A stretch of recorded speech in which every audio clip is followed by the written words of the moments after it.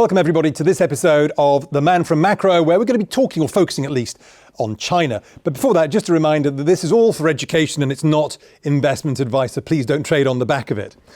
So why China? Well, today, this is August the 15th, we saw the PBOC cut rates. This is the medium-term loan facility, 1 year basically, down 15 basis points, which was the biggest cut since COVID. And this came just before we saw some really poor data out of China. So a whole raft of data, which is continuing this theme where we've been seeing data that's been very much on the weak side. China's economy is not particularly strong. And this is a little bit of a shock compared to where we were at the beginning of the year and the end of last year, where everyone was looking for this reopening. And when China reopens, everything goes gangbusters, because when China reopens, they suck in commodities and off we go to the races. Well, it's not happened. In fact, what we're seeing is a repeat of some of the issues in the property sector. And we can see here, this is the chart of, I think it's the 2024 8% bond for Country Garden. It's broken through the lows that we saw last year when we were going through that property crisis, that debt crisis. So this has reared its ugly head once more. And China is starting to deal with these issues head on. In fact, what they've been doing generally is they've been allowing these small explosions to go off, seeing if they can go off without having any ramifications.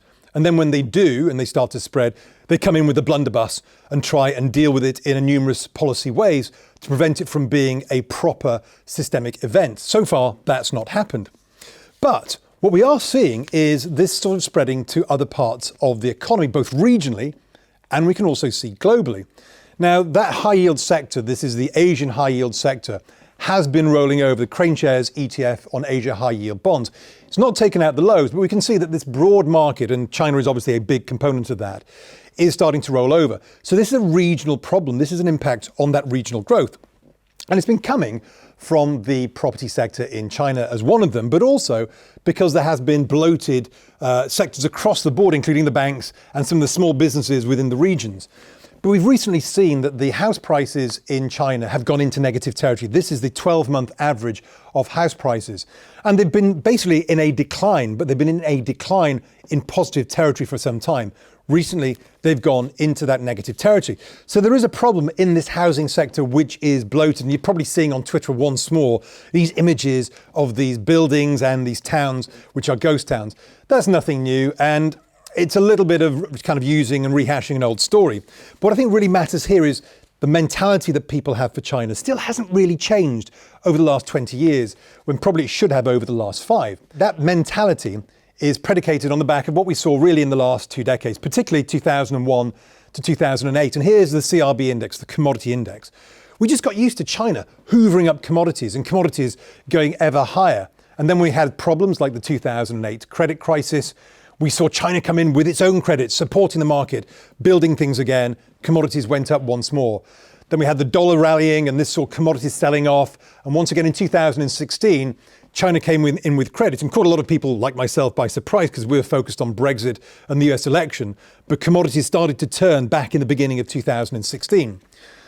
COVID was slightly different. Yes, China did come in and help that, but there was obviously supply issues with everything being locked down. So that spike that we saw in commodities perhaps covered over the reality of what was happening in China. What was happening in China is they weren't doing the same growth model that we've been used to pre-2018, which was build anything and build it to anywhere.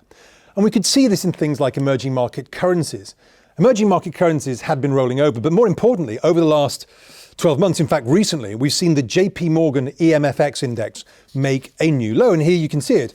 Remember, during this time, we've been used to thinking about the dollar being on the back foot because the DXY has pulled back from the 120 high. But the dollar index is 58% euro. So the DXY is really a euro story. The euro has done well versus the dollar. But emerging market currencies have been doing remarkably badly. And if we are seeing this change, this shift in regime, you'd expect emerging market currencies to be doing better. And the Chinese currency itself, with these rate cuts today, has also been weakening. Now, this is the US dollar versus CNY. So the line going up is dollar strength, a currency weakness for China. And it's just broken the most recent highs of the dollar, but not quite the post-COVID highs yet. But it feels like we might be moving back through there. And I think Andreas Stena-Larsen argued that last time we saw the differentials between US and Chinese bonds, we had CNY at 775 versus 727, where we are today. And we've also been seeing this elsewhere, and something I've been pointing out in other arenas, which is that If we thought China was doing well, then the big exporters to China, places like Korea with the Kospi 200, should have been outperforming. And yet since reopening, we've seen the Kospi underperforming the DAX. And the DAX is a global exporter like the Kospi, but it's focused on other emerging markets, not just China, or at least has less exposure to China compared to Korea.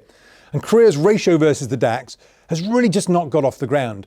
And this was another indication that Chinese growth was not the same growth that we've been used to before. And actually all this started back in 2018, 2019, when the authorities said, look guys, we want to change direction. We want to change away from growth at any cost towards sustainability, internal consumption. And you can see here that the rate of change of fixed asset investment in urban areas started to basically top out in 2018 and 2019. Then obviously it dropped off because of COVID. It's rebounded, but to levels below where we were before. This is that change of direction, which the authorities had basically flagged to everybody. But with our Pavlovian conditioning, we didn't want to believe it. And what we wanted to see was every time credit increased in China, then we were going to see commodities taking off again.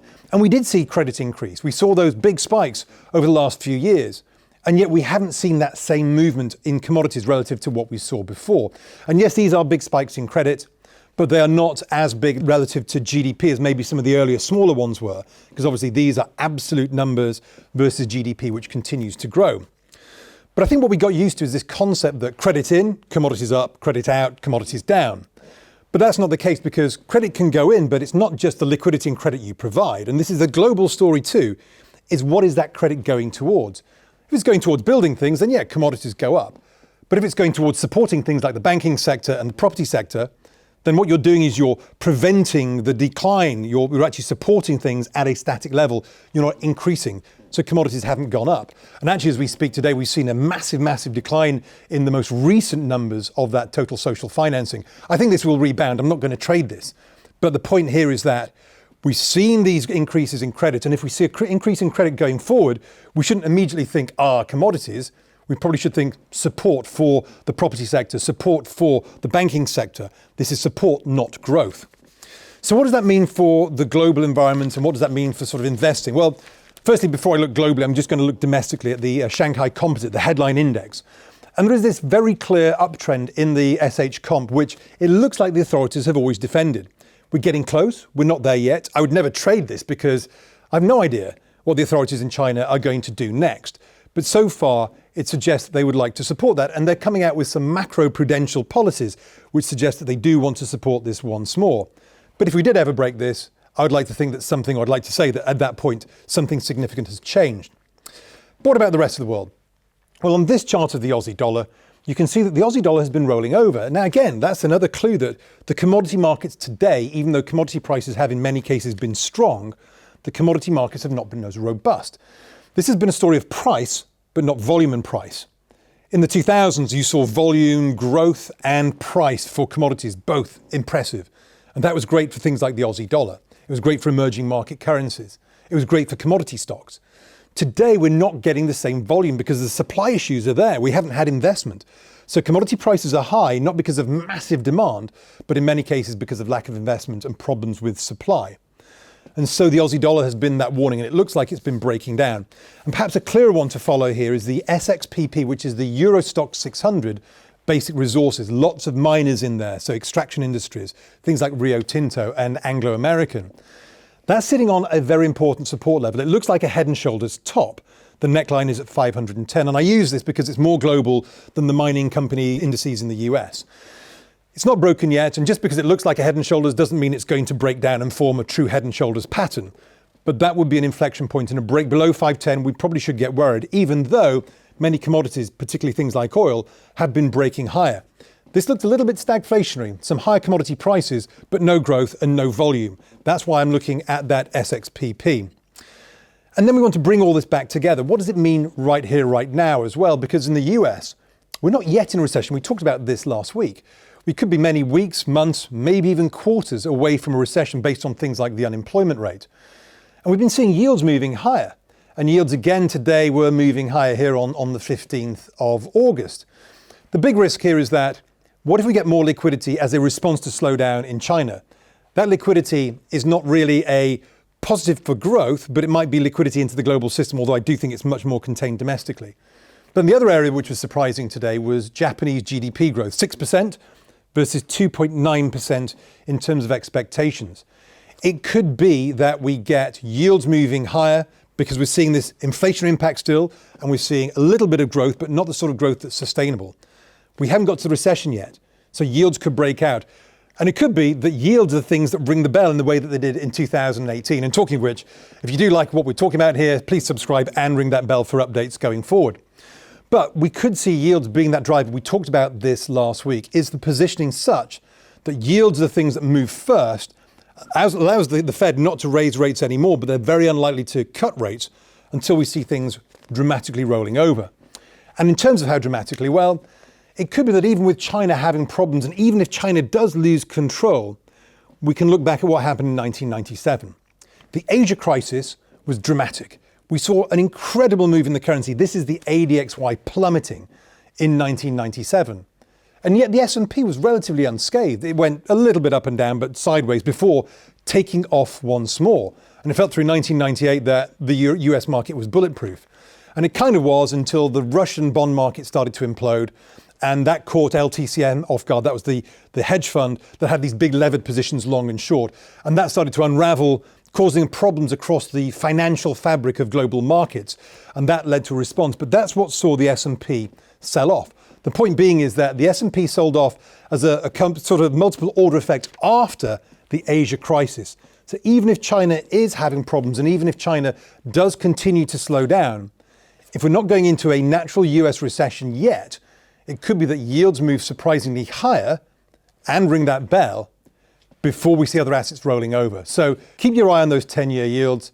Keep your eye on the SXPP, that big level, and over the medium to longer term for Chinese policy responses, keep your eye on that big level on the Shanghai Composite Index, because all of these things could give us clues as to how the fabric and framework might change over time.